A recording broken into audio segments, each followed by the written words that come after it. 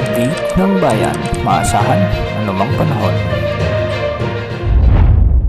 Magandang araw po sa ating lahat. Narito na ang pinakuling update sa magiging lagay ng ating panahon. Patuloy pa rin nakakaapekto ang bagyong Uwan sa Northern Luzon na kung saan nagdadala pa rin ito ng mga pag-ulan at mga pagbugso ng hangin, lalong-lalo na sa hilagang bahagi ng Ilocos Region, Cordillera Administrative Region at Cagayan Valley. Makikita nga natin sa ating satellite animations na halos nahahagip pa ng outer rain bands ng bagyong ito ang mga lugar na ito, kaya posible pa rin ang banta ng mga biglang pagbaha o pagguho ng lupa, lalo na kung may mga umiiral na katamtaman hanggang sa kung minsan ay malalakas na pag-ulan. Sa mga susunod na oras at araw ay inaasang kikilos na ito ng pahilaga-hilagang silangan at bukas o di kaya naman ay sa Huwebes ng umaga ay inaasang maglalandfall muli ito sa bahagi ng Taiwan at papasok sa ating area of responsibility bilang isang mahinang bagyo at unti-unti na itong malulusaw bilang LPA o remnant low. Samantala ang trough ng bagyong ito pa rin ang nagdadala ng maulap na papawirin na may mga kalat-kalat na pagulan at thunderstorm sa Zambales,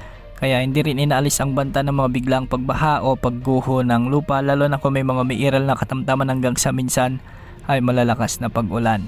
Samantala sa Metro Manila at nalalabing bahagi ng ating bansa, asahan naman ang bahagyang maulap hanggang sa maulap na kalangitan na may mga isolated rain showers and thunderstorms dulot ng mga localized thunderstorms. Para sa lagay ng mga pag-alon sa ating mga karagatan ng mga baybayin sa Central Luzon at ang western section ng Southern Luzon, ay posibleng umabot ang mga pag-alon hanggang 4 meters sa Visayas at ang western section naman ng Mindanao ay posibleng mabot ang mga pag-alon hanggang 2.1 meters.